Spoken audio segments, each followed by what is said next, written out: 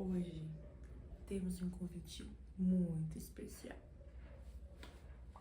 Fomos convidadas para falar sobre alimentação serratense, meio ambiente, cultura e futuro em um projeto chamado Emancipa para jovens lá em Planaltina que estão prestes a prestar vestibulares, Enem, e relacionar isso com esse processo, com esse momento da vida que eles estão vivendo. Então vai ser muito especial. Vou tomar café, fazer exercício, aí vou repassar minha apresentação. Na verdade, eu tomar banho, repassar minha apresentação e já vamos, porque é em Planaltina, é lá perto da minha universidade, né? Na FUP, Faculdade UNB de Planaltina. E agora são 8 horas, a gente tem que arrochar um pouquinho, porque eu tenho que sair daqui com 1h10, 15 de antecedência pra não atrasarmos. Bora! Fiz um pãozinho com queijo, requeijão e um tequinho de orégano, que acho que fica mara. Bananinha com canela e granola. E um cappuccino. Não estou atrasada, mas estou um pouco corrida. Tenho que terminar de me arrumar. São 9h22, tenho que terminar de me arrumar. Eu queria muito repassar a apresentação, mas não vai dar tempo. Tenho que arrumar minha bolsa. É isso aí, quero sair estourando 9h50. Vamos ver, né? Vou fazer algo bem básico aqui, só pra não assustar os adolescentes. Chega lá, se eles não falar não, meu filho, pode voltar. Sempre como karité. Já falei aqui várias vezes. Eu vou passar na mão mesmo, porque eu esqueci de pegar a água pra umedecer a esponja. Eu não gosto de passar a esponja seca. Então vai ser isso aqui. Selar com pó, um blush e um rímel. Só isso. Estou aí prontita com o meu uniforme de sempre. Aí eu coloquei esse jeans. Tem que ir pra longe. Dá pra ver? E esse tênis. Bem jovem. Tentando, pelo menos, né? Gente, eu consegui me arrumar em tempo recorde. Eu vou dar uma lidinha antes de sair.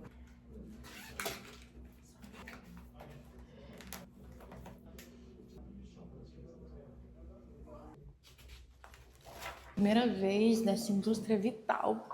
Estou saindo e lembrei de colocar o microfone. Gente, eu tô precisando de novas blusas da Sementinha Ação. Até gravei um stories falando, porque lá na disciplina de agroecologia, saiu um vlog aqui, inclusive é um dos episódios de Entre Raízes e Rotina.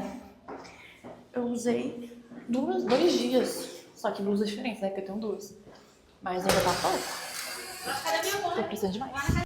Ufa, cheguei. Peguei um trânsitozinho ali que tava tendo alguma coisa religiosa. Me atrapalharam. Eu ia chegar com 15 minutos de antecedência. Eu cheguei com 1 minuto. Vamos lá. Estou em Planaltina.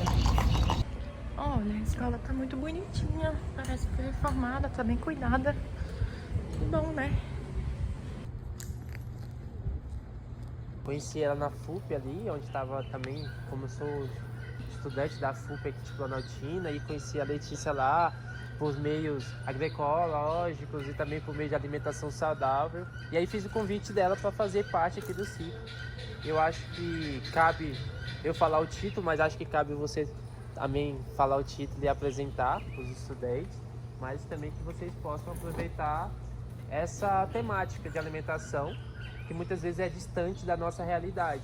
Muitas vezes a gente não é do campo, eu sou do campo, mas muitas vezes vocês não são do campo, vocês não têm esse contato direto com a alimentação, de como que é plantado, de por que que é tão importante esse tema, por que que a alimentação é um fundamento assim que entrelaça durante o mundo inteiro, por que da guerra, por que do desmatamento, por que das empresas lucrarem com os indígenas, com os quilombolas. Então, assim, a alimentação, ela pode parecer um tema simples, mas ela entrelaça em várias trincheiras durante o mundo inteiro, assim. Que eu acho que vai ajudar bastante na questão do Enem. Busquei esse tema porque eu vi as temáticas do Enem, também tem questão de alimentação, como nós estamos vendo agora, a desmatação extrema ainda que acontece na Amazônia, que acontece também durante a alimentação, a fome lá em Israel, lá na Palestina. Então, assim, que entrelaça bastante assim, as questões, mas assim, que eu acho que a Letícia vai trazer com mais desenvoltura esse tema para vocês, e aí eu vou deixar agora ela com vocês, tá bom? Muito obrigada. Bom dia. Primeiramente, quero agradecer o convite. É um prazer enorme estar aqui com vocês. O tema desse círculo é alimentação serratense, cultura, meio ambiente e futuro. Vou me apresentar brevemente, para não perder muito tempo. E eu preciso da participação de vocês, para não ser uma coisa chata, assim, só eu falando e vocês escutando. Então, podem levantar a mão, podem perguntar e participem também, até porque é um círculo, né? Não é uma palestra. Então, a participação torna mais legal. Meu nome é Letícia, como o Giovanni já falou. Eu sou nutricionista e também sou agricultora urbana. Então, eu faço parte dessa Horta Sementes em Ação, lá em Samambaia. Então, eu venho de muito longe para estar aqui com vocês. Lá do outro lado do nosso quadradinho. E eu não... Apesar dos meus avós, tanto por parte de pai quanto por parte de mãe, serem camponeses, a minha infância e juventude foi marcada por essa desconexão. Meus pais são muito urbanos, os dois, assim, muito. E aí foi na minha adolescência, acho que mais ou menos na faixa etária de vocês, que eu fui tomando consciência. Ano passado comecei nessa horta, estou com CAF é um registro dos agricultores, que normalmente é mais para os agricultores rurais, mas agora também já tem um CAF urbano, e eu tenho esse registro. Ano passado a gente conseguiu fazer, então eu sou oficialmente um agricultor urbano, e agora que eu realmente tenho tomado essa conexão com o campo, sabe? Mesmo já entendendo e tendo durante a minha carreira, né, durante a minha pesquisa, o campo como algo central, importante para tudo na nossa vida, é de um tempo para cá que eu realmente estou conectada com isso. E aí eu estou agora na FUP, no mestrado Meio Ambiente e Desenvolvimento Rural, no PPG-MADE, e está sendo muito legal, porque eu sou a única nutricionista. Porque pensem comigo, se a gente fala de agroecologia, se a gente fala sobre cultivo dos alimentos, a gente também precisa saber cozinhar esses alimentos. Não basta só ter alimentos ali saudáveis na nossa casa, mas se a gente não sabe o que fazer com aquilo. Ou então sempre cozinhar da mesma forma. Quem aqui gosta de vegetal, de verdade? De brócolis, de cenoura, de salada. Tem um monte de cara meio assim, não, gosta de um hambúrguer, né? De uma pizza, aí sim, né? Não gosta? De que você gosta? Entendi. Mas normalmente a fase de vocês é isso, né? A maioria detesta vegetais, salada, mas os ultraprocessados, os fast foods, aí já tem um agradinho maior. E o que acontece? A gente tem essa cultura de sempre fazer os alimentos da mesma forma e realmente fica sem graça. Colocar ali um brócolis, cozinha no vapor, sem nada, não vai ser tão legal. Agora se a gente prepara um molho, Quem já comeu brócolis assado? Gente, na airfryer fica uma delícia. Já é uma outra coisa.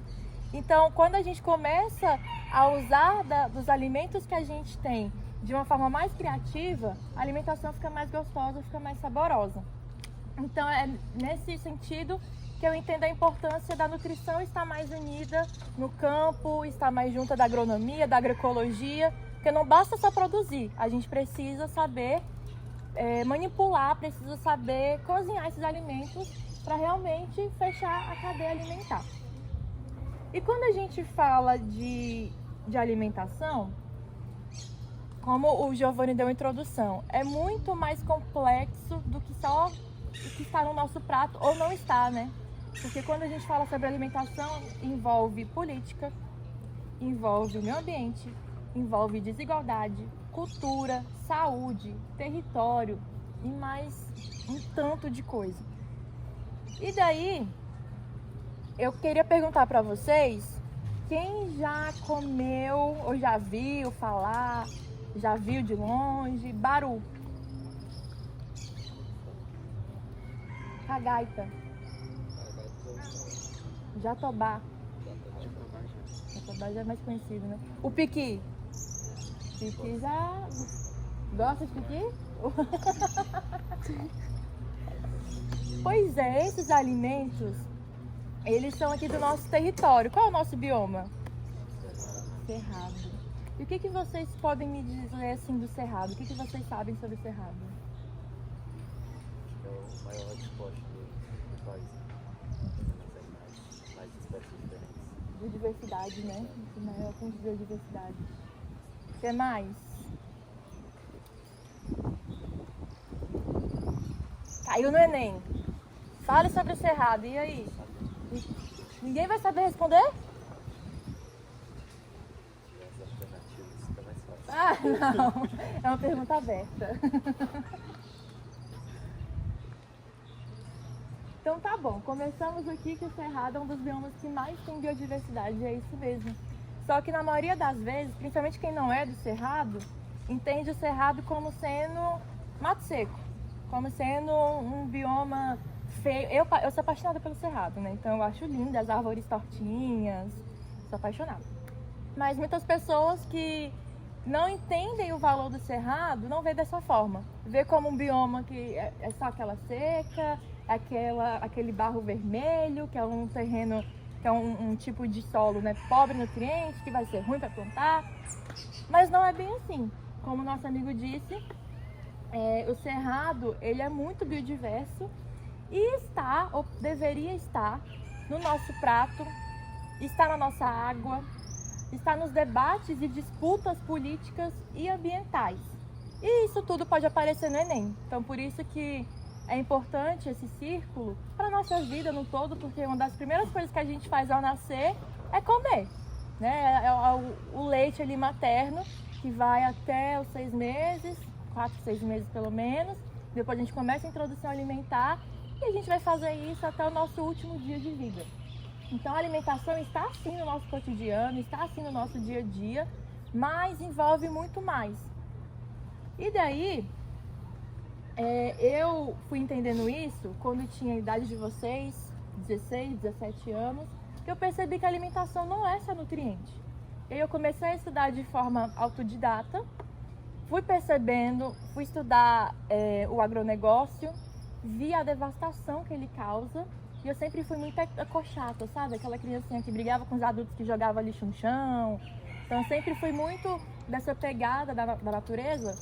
E daí, quando eu sempre tentava, né, ter hábitos mais sustentáveis, ter hábitos que diminuíssem o desperdício de água e etc. E quando eu percebi o quão voraz o agronegócio é no meio ambiente, eu decidi parar de comer carne. E desde então não como carne. Vão fazer 9 anos, em setembro. E eu fui estudando então o que eu poderia substituir, já que eu ia parar de comer carne, o que eu iria colocar no lugar. E fui estudando sobre nutrição e aquilo foi me instigando mais ainda. Eu fui achando muito interessante. E eu falei, cara, eu vou fazer nutrição, que eu quero entender se realmente é possível alimentação saudável, alimentação equilibrada, sem a carne no prato. E foi isso que me levou à nutrição e estou trilhando meu caminho aí até hoje nesse ramo. E como eu disse, eu fui entendendo conforme eu ia estudando que envolve acesso, porque nem todo mundo tem o mesmo acesso ao alimento. A gente tem, aí se vocês quiserem anotar, eu vou falar alguns termos que pode ser interessante tanto para a redação, quanto pode cair isso nas perguntas do Enem, como o Giovanni disse, né, voltado para a alimentação. O que quer dizer que nem todo mundo tem o mesmo acesso à alimentação? Quem já ouviu falar em insegurança alimentar? Isso tá muito em pauta nos jornais e por aí, né? Porque é um debate muito importante. Recentemente a gente saiu do mapa da fome e está totalmente relacionado a esse termo, insegurança alimentar. Na insegurança alimentar a gente tem 3 níveis. Nível 1, 2 e 3, né? O leve, o moderado e o grave. No nível leve, as pessoas até têm acesso à alimentação, mas não em uma quantidade adequada. Então, às vezes, a pessoa deixa de fazer uma refeição no dia, porque não vai dar todo dia seguinte, e assim vai seguindo.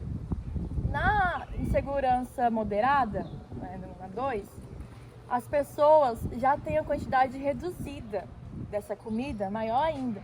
Então, às vezes, o pai, a mãe, ou o responsável, deixa de comer para dar para as crianças, ou então para dar para os mais velhos. E na insegurança grave, na insegurança alimentar grave, é o fome total. Então, são pessoas que realmente vão dormir sem comer, passam dias sem comer. E aí foi desse lugar que a gente conseguiu tirar o Brasil recentemente, né, com a volta do governo Lula. Isso foi em 2024, vocês lembram? Acho que foi 2024, quando o Brasil saiu do mapa da fome, né? Acho que foi 2024, foi. Então, existe esse lado que é muito triste e está totalmente relacionado a essa desigualdade, né, em que tem assim, né? Vamos lá, vocês... Mas acho que vocês conhecem a música.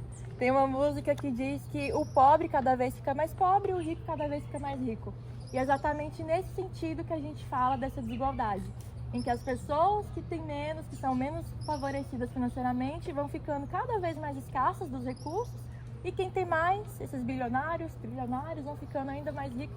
E para eles existirem, precisa ter essa parcela que está faltando comida, que está faltando acesso, não só a comida, mas a vários outros direitos. E, em contrapartida, a gente tem a segurança alimentar, que é quando as pessoas têm acesso à comida. Elas comem, elas não passam fome.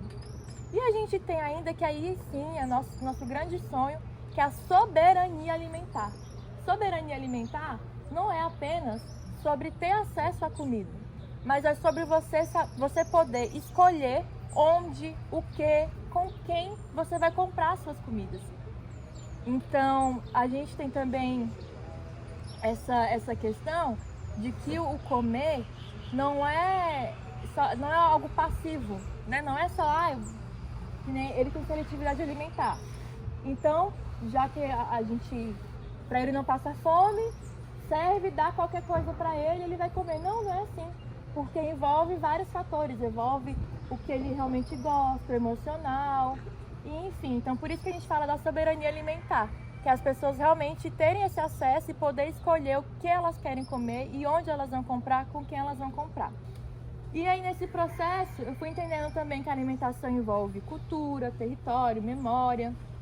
E eu fui me aproximando cada vez mais da sustentabilidade, conheci a agroecologia, que é uma pauta que está muito na minha luta, na minha militância. A agricultura familiar e urbana, a soberania alimentar, que eu já falei, e a valorização dos alimentos brasileiros, principalmente aqui do nosso território, que é o Cerrado. Então, o Cerrado ele não é vazio, ele é biodiverso, ele tem o piqui que a gente comentou, tem baru, jatobá, cagaita, buriti, ariticum, gueroba e vários outros alimentos. Alguém lembra de algum outro alimento do Cerrado?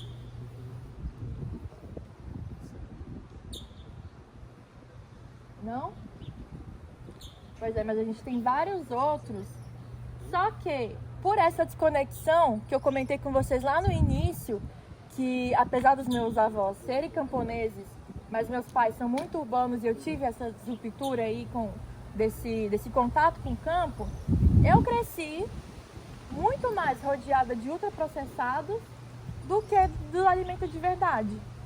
Então, hoje em dia, a gente conhece muito mais o fandango, os cheetos, o biscoito, sei lá qual, os fast foods, McDonald's, Burger King, girafas, que são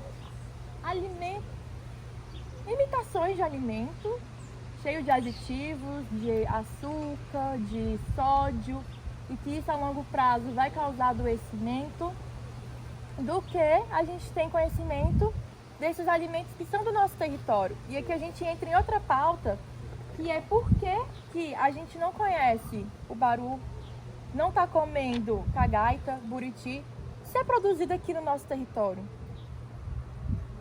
Por quê? Vocês sabem me dizer?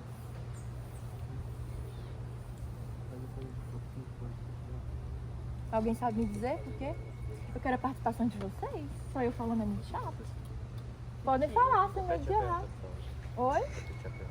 Por que que a gente, ao invés de estar comendo baru, jatobá, cagaita, buriti, que são alimentos que são produzidos aqui na nossa região e que às vezes andando pela rua a gente até consegue encontrar, mas a gente não está comendo esse, a gente está comendo ultraprocessado, está comendo, sei lá, fandangos que tem aqui e tem nos Estados Unidos. Tem uma relação conta da influência da mídia, propaganda, essas coisas.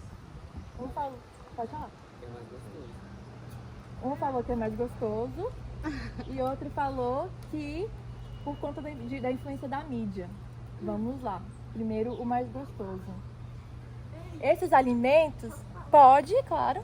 Eu acho que é por causa do tempo, às vezes a gente não tem tempo de descascar e lavar e tal, às vezes a gente só vai Demora pra sair. tipo, você comprar, tipo, se você comprar uma fruta no mercado, descascada, cortada, você só pega, vai pra casa e É preguiça. A gente tem 3 pontos. É isso, eu quero essa participação de vocês. Não existe resposta errada, certa. É a opinião de vocês, isso é importante também. Então vamos lá ponto a ponto. Primeiro que ele falou que é mais gostoso. Eu diria que é mais palatável, porque eles pegam... Porque os ultraprocessados, quando a gente vai entender os ingredientes, eles vêm do campo.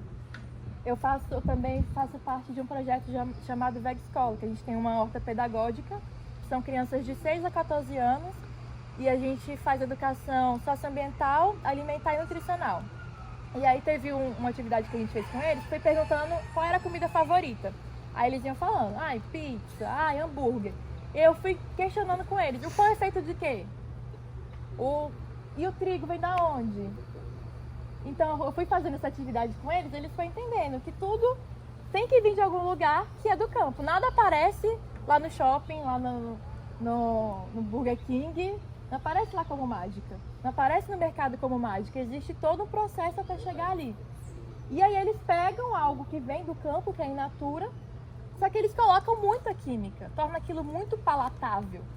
E aí isso, conforme a gente vai comendo às vezes desde a infância, realmente torna o nosso paladar diferenciado. E aí algo que é mais in natura, como, por exemplo, suco sem açúcar. A maioria das pessoas não consegue tomar café sem açúcar. Toma? Pois é. Outras, meu Deus do céu, tem que tacar açúcar até... Olha, o outro já não desce. Você não gosta do café, você gosta do açúcar. Seu paladar tá no açúcar, pode falar. Também pode ser muito influenciado desde a nossa infância, assim, que pais acostumam dando refrigerante, essas coisas. Aí nós acabamos, assim, desde adultos acostumados nessas coisas. Isso aí, o paladar vai ficando mais para aqueles alimentos que são mais palatáveis e a gente acha mais gostoso. É um ponto, você tá certo. O outro ponto, influência da mídia. Eu colocaria aqui da mídia e da indústria. Quando os colonizadores chegaram, ó o Enem aí. Quando os colonizadores chegaram aqui no Brasil, eles viram que nosso país é muito biodiverso, viram que tinha muita coisa e muita coisa gostosa, só que aquilo ali para eles não fazia parte da cultura deles. Tanto que eles trouxeram os alimentos que eram da cultura deles para cá, e o nosso solo, o Brasil foi se acostumando com aquilo ali e conseguiu produzir. Então, o que a gente come hoje, mesmo os alimentos in natura, são os alimentos colonizados. Cenoura, batata, vários alimentos que a gente encontra assim no mercado não são daqui, são de fora. E aí a gente tem contrapartida, que a gente chama hoje de punk, que é a planta alimentícia não convencional. Então, todos esses alimentos que eu falei aqui, baru, jatobá, cagaita, buriti, que são do cerrado, são consideradas punk. Elas são não convencionais. Tem uma nutricionista chamada Bruna Crioula, que o mestrado dela foi justamente estudando esses alimentos, e ela trouxe um outro termo. Ela trouxe punk também, mas plantas alimentícias não colonizadas. Esses alimentos, quando os colonizadores chegaram, eles não acharam que isso seria interessante para eles. Então eles trouxeram deles, veio a indústria, foi produzindo só isso, veio o agronegócio com essas monoculturas, veio a mídia incentivando isso, e hoje a gente tem essa alimentação monótona, que a gente sempre encontra a mesma coisa no mercado, ao invés de alimentação territorializada, uma alimentação que respeite a cultura de cada lugar. Porque o certo seria, o certo, na minha concepção, né, certo, de verdade, seria que onde a gente chegasse, a gente encontrasse os alimentos daquela região. Então, se a gente fosse no Amazonas, lá seria, quando a gente fosse nas feiras, nas feiras até que encontra, mas quando a gente fosse no mercado, que a gente encontrasse os alimentos que são produzidos naquele bioma. Quando a gente fosse em Curitiba, que a gente encontrasse daquele bioma. Quando a gente estivesse aqui em Planaltina, que a gente encontrasse do nosso bioma. Porque isso é respeitar a cultura, é respeitar o território e, acima de tudo, é respeitar também o meio ambiente. Porque quando a gente produz os alimentos que são daquele território, que são daquele bioma, você vai precisar de menos insumo, o solo já está adaptado para aquilo ali, então normalmente vai precisar de menos água. Então, toda essa devastação que o agronegócio traz é diminuído muitas e muitas vezes. Então eu colocaria isso, que é sim influência da mídia, mas também da indústria, e dá para trazer esse contexto histórico da colonização. Que foi o que eles quiseram colocar pra gente, e como eu disse, infelizmente a gente nem todo mundo, nossa, uma parcela muito pequena, está nesse lugar da soberania alimentar. A gente está na segurança alimentar, a gente tem o que comer, a gente não passa fome. Mas aí, pensa vocês podem escolher com quem vocês querem comprar? Ao invés de, não estou falando de qual mercado, isso até pode escolher. Mas se vocês podem, assim, eu quero comprar de agricultor, eu quero comprar diretamente com o produtor. Vocês conseguem fazer isso? Vocês realmente conseguem escolher o que vocês querem comer? Sabe? Então, vai também refletindo sobre a vida de vocês, porque eu acho que o mais, por exemplo, falando de redação, né? O mais legal que eu vejo de redação, e principalmente das redações que conseguem umas notas mais altas, é quando traz para o seu contexto, consegue refletir ali de forma crítica, claro. Então, para a gente poder conseguir fazer isso lá na hora do Enem, a gente precisa ir treinando isso ao longo dos dias, né, no nosso cotidiano. E tudo que está no Enem são coisas que estão relacionadas com a nossa vida. Então, não é nada desconectado, sabe? Tudo está interligado. Não, tô achando super interessante, assim. E aí eu lembrei que eu sou de Belém, do Pará, e um dos nossos alimentos principais na nossa refeição é o açaí. E o açaí, diferente de como é comido aqui, que é mais no sentido da sobremesa, com morango, granola, essas coisas que você Xarope. pra gente é uma parte da refeição. Então, tomar açaí com peixe, com carne, enfim, farinha e etc. Inclusive não é doce, tem um gosto super diferente do que vocês tomam aqui, etc. E o açaí é um alimento que lá no Pará, nesse momento, está muito caro. E é quem produz o açaí, né? Mas por que está muito caro? Porque a maior parte do açaí produzido no estado não fica no estado, ele vai para exportação. Então, enquanto o açaí, em alguns momentos do ano, o litro do açaí está custando R$13, R$14 e tá ok, agora no Pará, porque tá chovendo muito e é mais difícil de fazer a colheita e etc, tá R$30 o litro do açaí. Não que o açaí não esteja mais sendo produzido, mas pela prioridade ser a exportação, o paraense, as pessoas que comem o açaí e se alimentam daquilo diariamente, tem que pagar mais por um alimento que é produzido no próprio território. Enquanto 80% a 90% vai ser exportado. Não só para outros estados, mas principalmente para fora do Brasil, assim. Então acho que isso é interessante, para trazer também para a roda, né? Para a gente perceber essa diversidade regional do nosso próprio país em relação à alimentação. Isso fala também sobre dignidade, né? Como que ele quer alimentar as pessoas, as crianças e os adolescentes de São Paulo com uma ração. E foi ao maior caos, o movimento estudantil fez o que deve ser feito, então ocupou as escolas, fez debates públicos, etc.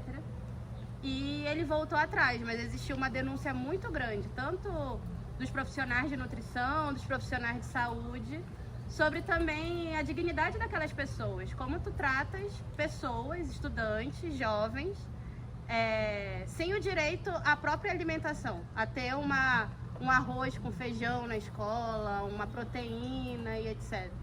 E, obviamente, isso ia acontecer apenas nas escolas públicas. Claro. As escolas particulares, com o filho da elite econômica, jamais ia se alimentar de ração.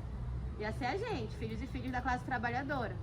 E eu acho que falar sobre isso é também observar essa desigualdade de classe que é muito visível, né? E às vezes meio bizarra, tipo, ração para estudantes das escolas públicas de São Paulo. Vocês estão entendendo como é grave? E aí, pegando esse link que você falou da alimentação escolar, a gente tem, graças às políticas públicas, um programa chamado PNAE. Alguém sabe o que é PNAE? Vocês estão aí. De segunda a sexta, vocês estão usufruindo do PNAE. Cara, que legal. Muito legal seu relato. E aí você conseguiu, através do seu relato, falar muita coisa, colocar, né, muitos temas aqui que a gente já trouxe nesse círculo. E aí um que eu trago do que você disse é em relação à soberania alimentar. E também a gente territorializar a nossa alimentação. Se o mercado, agora com essa questão da agroecologia, agora não, mas já vem do tempo, mas agora está mais intenso. Mas se a gente consegue fazer uma política pública usando a agroecologia, usando a agricultura familiar, agricultura urbana também, consegue entender e perceber que se a gente foca nos alimentos que são produzidos aqui, pode até baratear esses alimentos? Porque quando a gente fala de uma produção de frutas, por exemplo, fruta é muito produzida no Nordeste. Então é produzida lá no Nordeste. E aí, até chegar aqui, tem que pagar a pessoa que está produzindo, tem que pagar os trabalhadores que estão ajudando ali, quem traz esse alimento, aí vai vender para outra pessoa, até chegar na gente. Então tudo isso vai encarecendo aquele produto. Que Giovanni falou, se tem guerra e aí encarece o petróleo, vai encarecer nosso alimento também, porque nesse processo de trazer um alimento distante até a gente, o custo aumenta.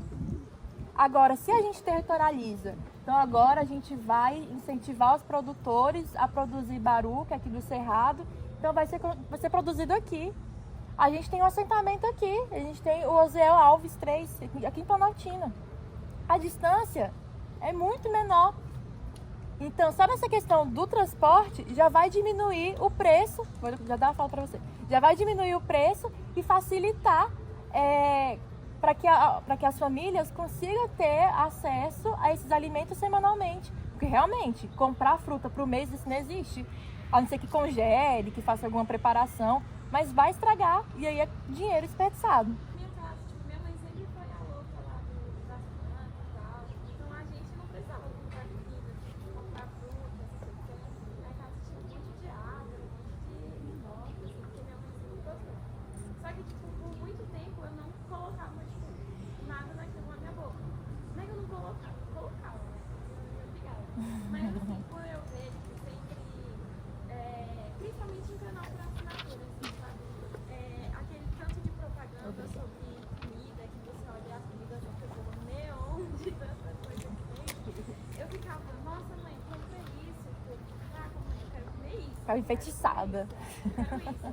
E aí a minha mãe, tipo, acabava caindo naquela, tipo, pô, vou comprar. E aí ela comprava e eu sempre falava, nossa mãe, mas tem um gosto tão ruim, né?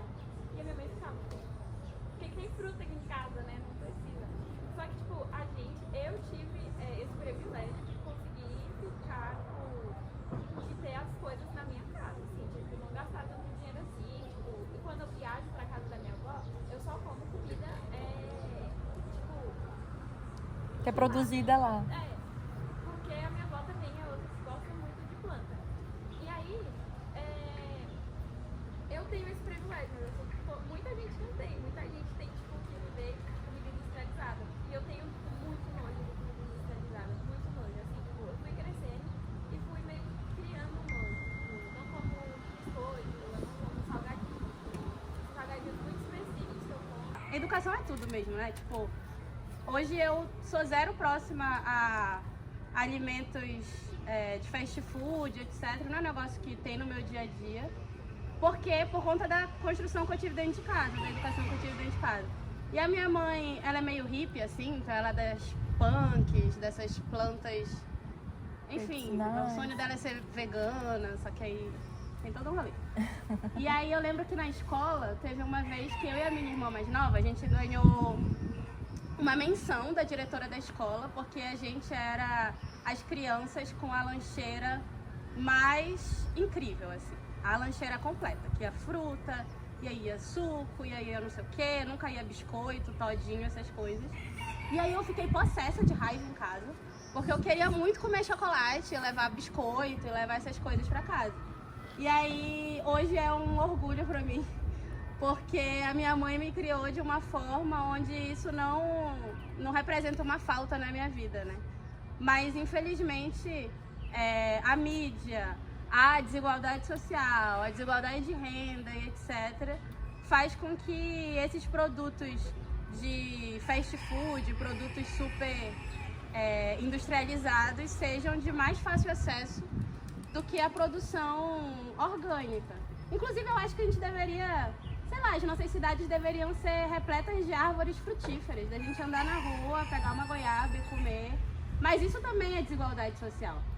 Da gente, inclusive, ver que tem menos árvores nas periferias do que no centro de Brasília, por exemplo. O plano piloto é mais arborizado do que Planaltina, do que Ceilândia, do que outros territórios que tem, inclusive, mais população morando e transitando. E Isso mais é um precisa. reflexo, exatamente, é um reflexo dessa desigualdade de classe, velho. É um Pra quem projeto serve, político, né? né? É um projeto político. Ali tem um dedinho. Olha, tô adorando. A minha avó ela tinha uma condição, minha mãe tinha uma condição melhor, então eu fui criada muito comendo fruta. Então eu sempre comia fruta, sempre comia melancia, sempre, né? Então a minha alimentação, na questão do alimento, era bem melhor do que a minha irmã. E agora, como a gente não tem tanto esse rendimento, minha mãe também, meu pai, eles não têm tempo pra ficar em casa, a minha irmã ela foi criada comendo muito industrializado. Então, tipo, eu não comia nada que tinha recheado, salgadinho, porque isso aqui em casa não tem. Então a gente vê essa diferença porque ela pega o mais prático, né? Que agora é o mais prático. Minha mãe não tem tempo de arrumar lancheira, não tem tempo de fazer bolo, não tem tempo de fazer nada. Então a minha irmã, pra ela, o bom, o gostoso, aquilo é um óleo, um negócio assim. E a gente vê isso porque a minha tia também, agora que ela tá numa condição melhor, ela come fruta. Antes ela não comia. Agora que ela tem essa condição de ir comer fruta, ela come, ela sempre posta. E agora eu não tenho essa condição de estar comendo fruta. Então meio que o meu gosto, o gosto da minha irmã ou da minha tia, de qualquer pessoa que aumentou a condição ou diminuiu, é diferente. Tanto que as frutas que eu comia antes, agora eu não como, porque a minha mãe eu não tenho tempo de comprar ou não tenho dinheiro pra comprar mesmo. Voltando no PNAE, que a nossa amiga, amei o que você falou e amei também isso que essa escola fez.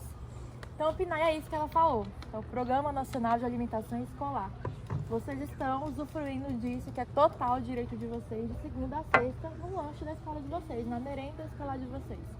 Esse foi um programa com muita luta social, com muita cobrança, muito em cima.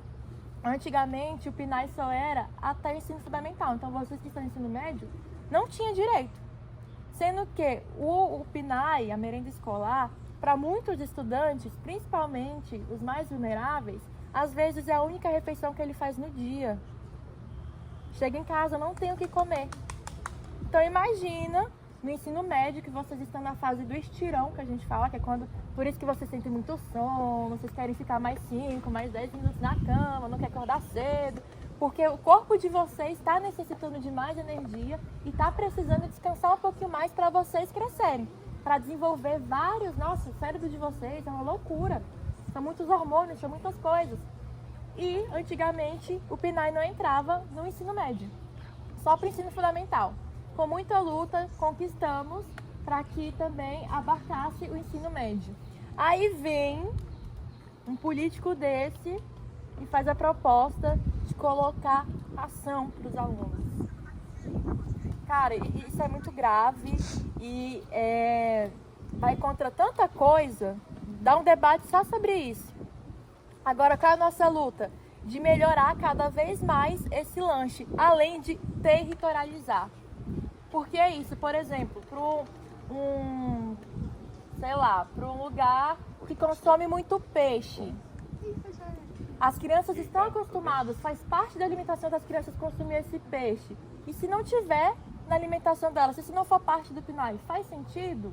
Não faz. Ou então para um lugar que as crianças não gostam de peixe, não é da cultura delas. Vai colocar peixe ali todos os dias da semana, não faz sentido. A mesma coisa a gente fala aqui do açaí, que lá no Pará é de uma forma, aqui é de outra. Então, é pensar também nas políticas nesse sentido que a gente comentou de territorializar. A importância de ver nesse lugar aqui, nesse estado, nesse bioma, quais são os alimentos que as pessoas têm o costume de comer. Então, a nossa luta no PENAI está sendo essa, e o PENAI também é a minha pesquisa no mestrado. Eu estou pesquisando a gente implementar as PANCs, então as plantas alimentícias não convencionais, essas que eu falei aqui para vocês, cagaita, baru, na merenda escolar. E eu vou fazer esse projeto lá onde eu tenho a horta pedagógica que eu comentei com vocês, das crianças de 6 a 14 anos. Então o PENAI é uma conquista, é um direito, e que bom que existe. Isso é graças à política pública, é graças aos movimentos sociais. Beleza, outra questão que eu quero falar é sobre o relato da colega, que ela falou que antigamente a família consumia ali mais alimentos in natura, menos ultraprocessados, hoje em dia inverteu. Isso tem vários fatores, mas um que me recordou bastante aqui é que o capitalismo ele funciona de uma forma muito sacana. Ele funciona assim, as pessoas, né, os que detêm aí o capital, eles querem ser exclusivos. Eles não querem ser igual a gente, não. Eles não querem consumir a mesma coisa que a gente consome. Então, quando eles começam a consumir alguma coisa e isso se torna moda para as classes do proletariado, perde a graça para eles. Eles pensam, não, eles já estão consumindo, já barateou, já virou modinha, então vamos mudar. Agora vai ser outra coisa. E assim vai seguindo. Isso é um bumerangue. A todo momento está nesse sentido. Ali nos anos 2000, anos 90, anos 2000, quando a gente teve esse boom das mídias sociais e né, dos ultraprocessados, de incentivar muito, aí vinha Turma da Mônica, aí vinha Meninas Superpoderosas, o Ben 10, não sei o que, estampado em tudo que era... Vocês conhecem pitulinha? Que aí tinha pitulinha no salgadinho. Isso era status. Na minha época, na nossa época, a gente chegava na escola com a pitulinha das Meninas Superpoderosas, meu amor. Era o meu sonho. Você tava abalando. Então, naquela época, era questão de status. Você conseguir acesso a esses alimentos. Só que isso foi barateando, foi chegando nas classes mais baixas. E aí a elite percebeu, pô, agora a gente vai ter que mudar. Então, hoje em dia, o que é status? É alimentação saudável. A sua lancheira hoje em dia, quem vai ter acesso é a filha da blogueira. Sabe? Não vai ser qualquer um, porque encareceu, porque agora faz parte de todo um conceito que é assim que o capitalismo funciona. Então me remeteu muito a isso que ela falou. E aí, antes de responder essa pergunta, eu quero entrar em algo que você trouxe, ela também trouxe, que é a questão da cultura. Como eu disse, eu me interessei muito sobre a alimentação quando eu percebi que não era só sobre nutriente. Não é sobre carboidrato, não é apenas sobre proteína, sobre gordura. Não, é muito mais. A alimentação é sobre cultura. A alimentação não é só matar fome, ela envolve memória, envolve tradição, conhecimento popular, formas de cultivo, a relação com a terra, que o Giovanni também trouxe aqui um pouco.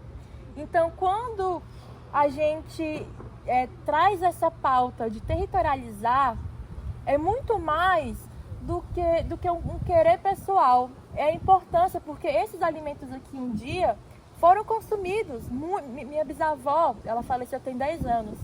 E eu lembro que tinha gueiroba na nossa casa, era assim, normal. Hoje em dia, eu não sei se eu já encontrei gueiroba para comprar. Então, é um apagamento que vai existindo da cultura. Os povos originários, os quilombolas, os indígenas, eles consumiam esses alimentos. Vocês já ouviram falar em Ora Pro Nobis? Já. Ora Pro Nobis é uma punk, mas aqui na região do Centro-Oeste, Minas, é um pouco mais conhecida, né? E aí, Ora Pro Nobis tem uma história que eu gosto muito. Foi meu TCC. Meu TCC foi sobre Ora Pro Nobis. E é um alimento que eu vejo muita resistência. Porque foi um alimento que as pessoas escravizadas descobriram e elas perceberam que era muito nutritiva, que ajudava muito na desnutrição, que tem uma porcentagem bacana de proteína, de ferro. E aí, por que tem esse nome? Eu tô que nem a colega. Eu não sei se essa história procede, mas eu adoro e eu conto para todo mundo. O que é que dizem sobre a hora pro nobis? Que as pessoas escravizadas esperavam os senhores irem para a missa e tinha muito atrás das capelas e tal. Aí quando eles iam para a missa, eles iam escondidos, escolhiam a hora pro nobis. E aí na época eles falavam, né, rezai por nós. E aí foi indo, chegou nesse hora pro nobis. E era um alimento que realmente ajudava ali, rezava por eles mesmos, porque dava essa resistência para que eles continuassem, para que eles ficassem um pouco mais nutridos. Então, olha a importância disso. E a minha bisavó consumia isso. E a minha avó, ela era neta de pessoas escravizadas. Então, é uma coisa que é para ser passada de geração em geração, é uma tradição, é uma cultura. Só que os meus pais, por exemplo, já não era cultural. Lá em casa a gente consumia hora pro nobis. Eu lembrei dessa história da minha avó, fui estudar e hoje eu resgato isso. Tenho no meu apartamento 2 mudinhas. Meu sonho é ter uma casa do jeito da sua mãe, assim, com um monte de árvore, com um monte de coisa. Um dia eu terei. Mas por enquanto é só no apartamento, uma mudinha aqui e outra ali. E tô resgatando esse consumo de hora pro nobis. Então quando acontece o apagamento, né? Quando um alimento ou um território desaparece, não é apenas um ingrediente, é parte da cultura de um povo. E aí vem a importância também do que o Giovanni trouxe. Quando a gente vê o MST, quando a gente vê os movimentos sociais ocupando os espaços, indo atrás do que é seu de direito, para poder plantar, para poder colher, para ser de autoconsumo, de subsistência, mas também para vender isso para as pessoas, alimento de verdade, isso é resistência. Isso é mais do que direito. E aí agora sim vou responder a pergunta que Giovanni traz, de qual é a diferença de um alimento tradicional que a gente encontra no mercado, que vem até com adesivo. Gente, é uma coisa que eu tenho ódio, é de pegar uma maçã e ter um adesivo na maçã. Pelo amor de Deus, nossa, me sobe um ódio. Qual a diferença de um alimento desse para quando a gente vai na feira, na época, por exemplo, na época de... Deixa eu ver, na época de jabuticaba. Quando a gente vai na época de jabuticaba na feira, que a gente não encontra jabuticaba o ano inteiro. É na época, é sazonal.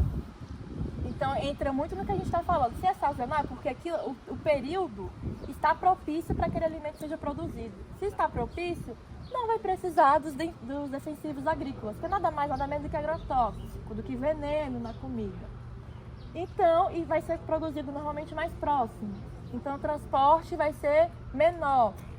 A emissão de gases poluentes vai ser menor. Então vai ser menos efeito no meio ambiente. Consequentemente, você consegue comprar ali a jabuticaba por um preço mais acessível também. Então, qual a diferença de comprar essa maçã lá com adesivo e a jabuticaba na época da jabuticaba?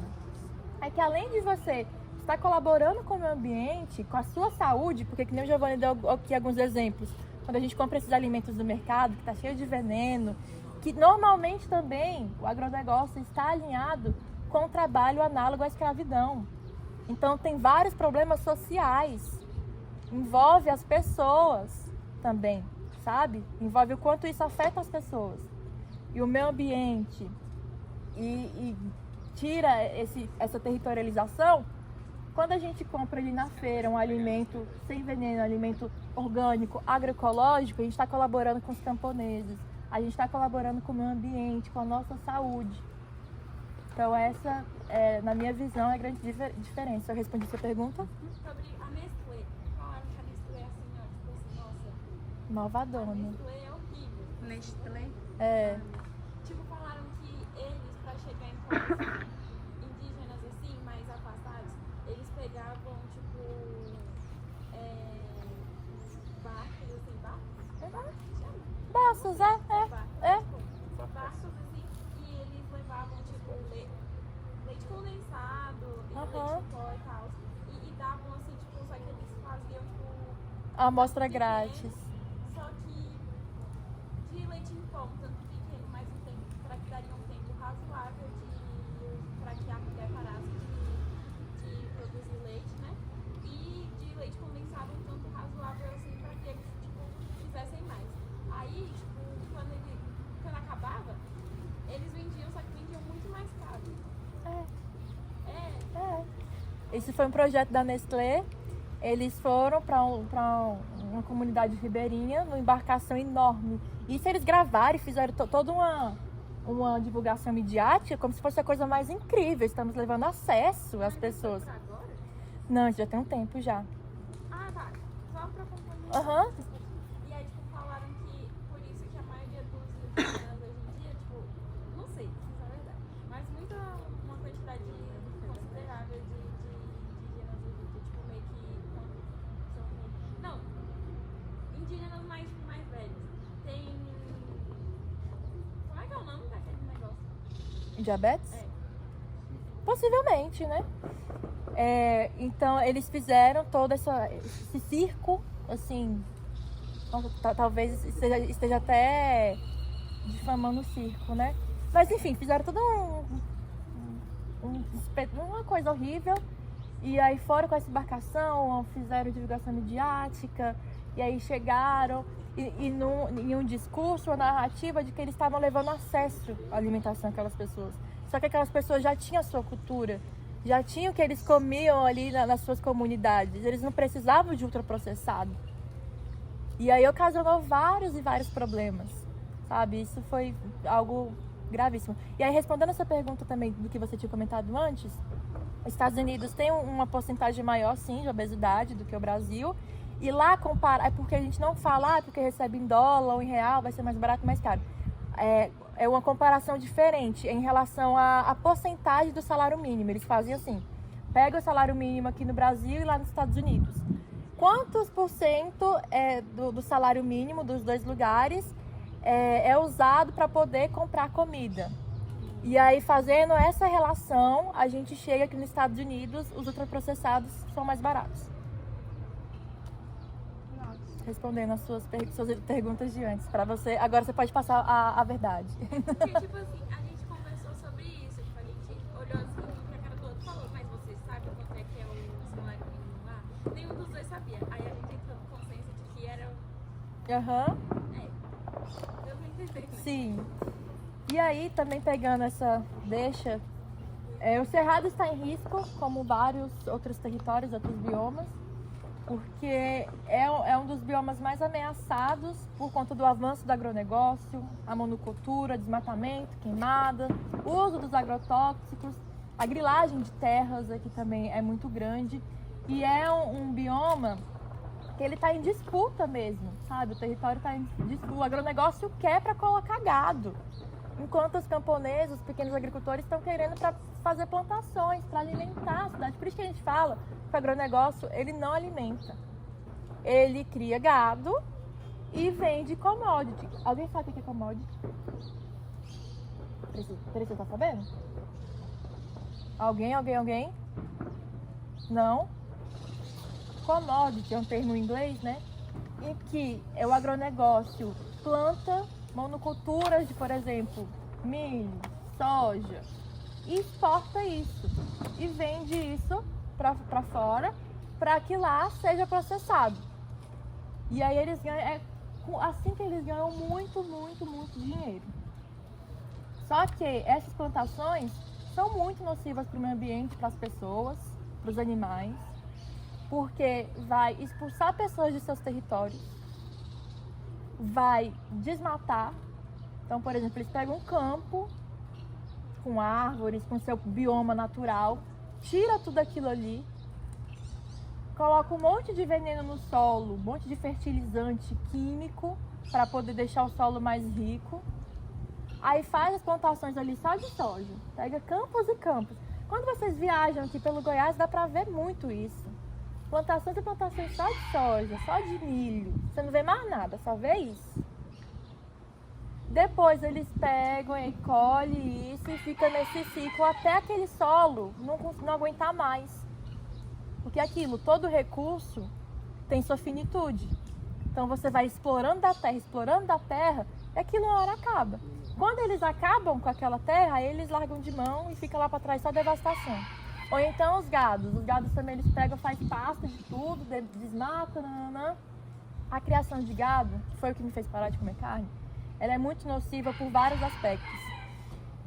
Eles são pesados, Então, conforme eles vão andando, eles vão compactando o solo. Por exemplo, esse solo aqui, ele é muito pisado.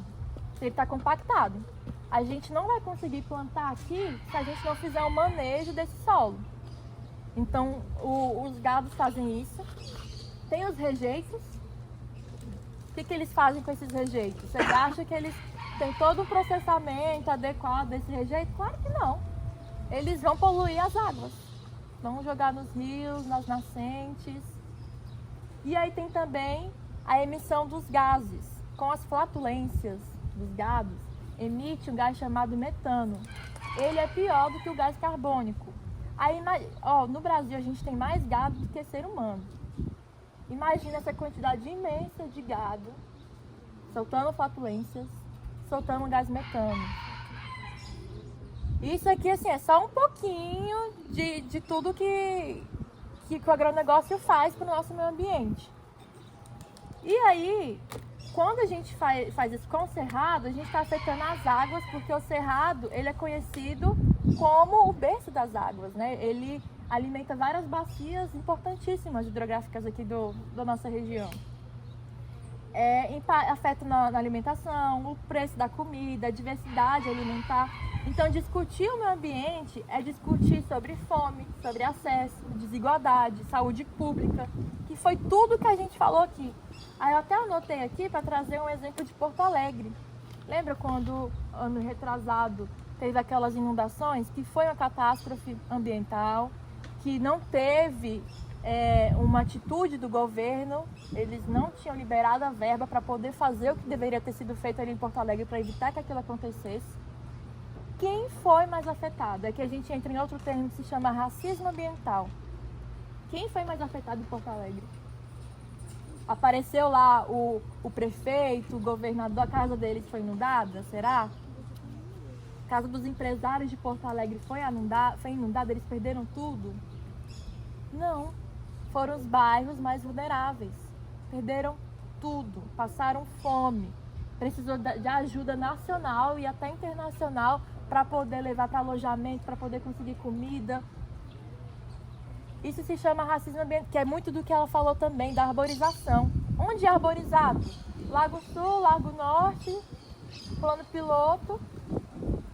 E nas periferias, a não ser que a sociedade civil tem esse papel de montar um mutirão, pedir para a administração, né, para liberar, para poder fazer o mutirão, plantar umas arvorezinhas, não teria nada.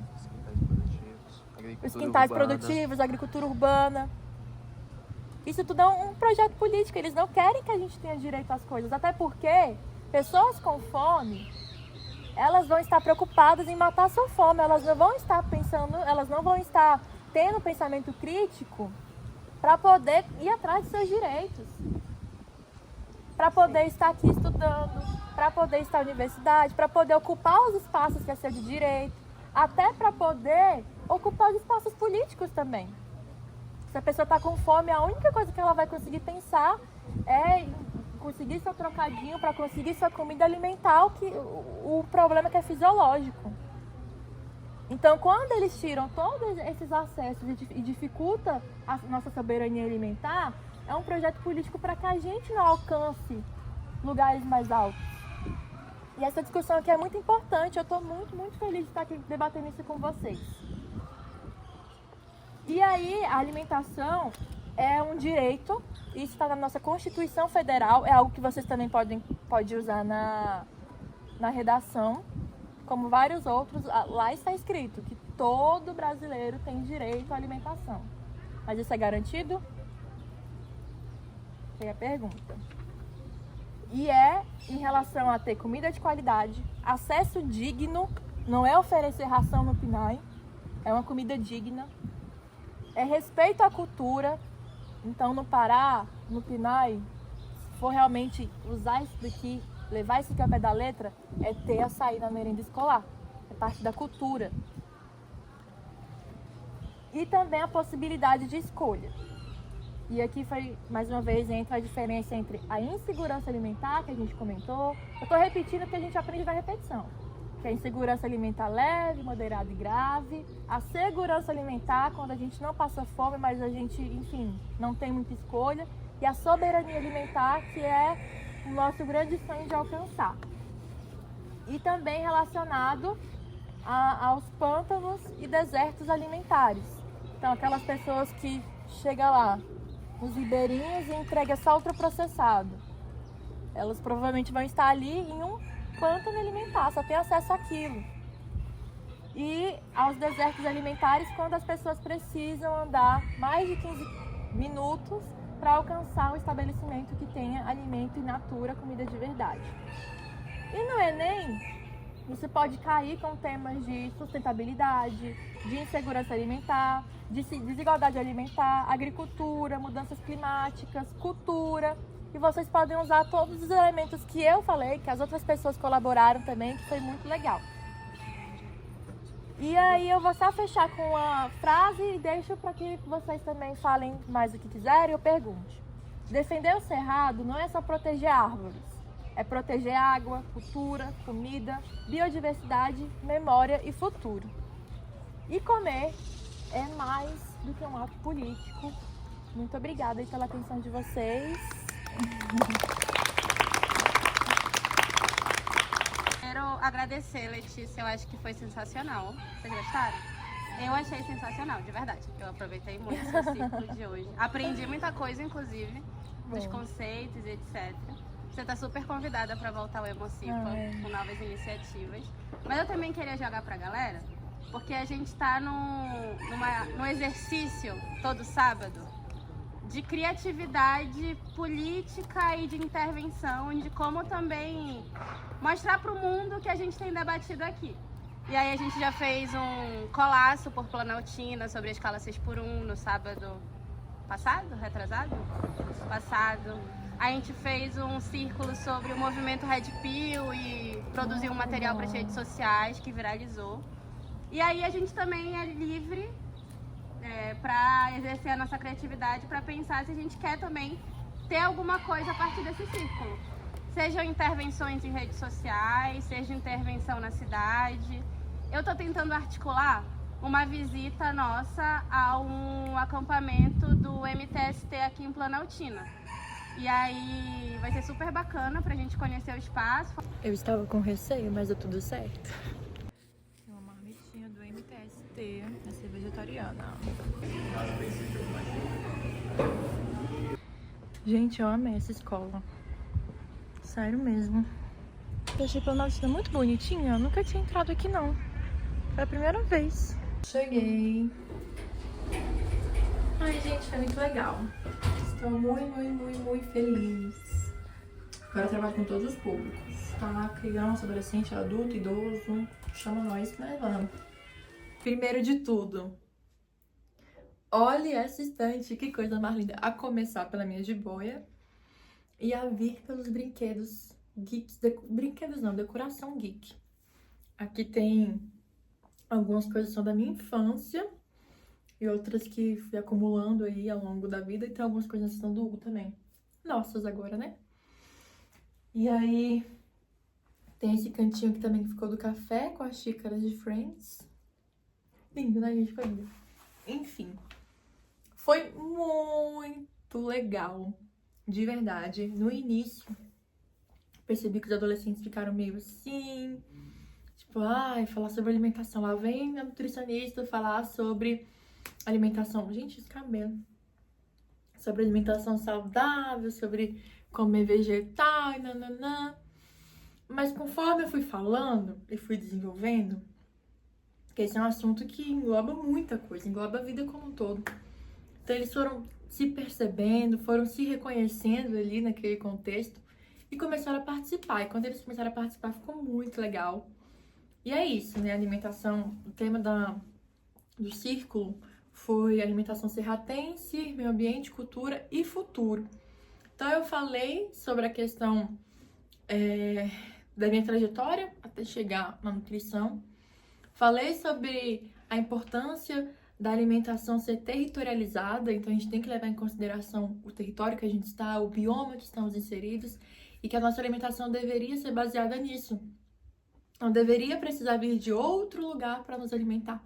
Poderia reconhecer o que a gente tem e a cadeia de produção girar em torno disso. e que não ser dessa forma está relacionado com a degradação do meio ambiente, está relacionado com o apagamento, a invisibilização das culturas alimentares, dos territórios, e como o avanço do agronegócio e da indústria alimentícia causa danos, enfim. Então, a gente falamos sobre política pública, sobre PNAE, foi bem legal, bem importante mesmo. E eles vão produzir alguns conteúdos baseados no círculo de hoje e vão colocar em collab comigo. Então, me sigam no Ecoreflexo, no Instagram, para vocês acompanharem. E aí, por hoje é isso. Muito obrigada por terem assistido até aqui. É um prazer compartilhar um pouquinho, assim, do que eu faço com vocês. Um grande beijo e tchau, até o próximo.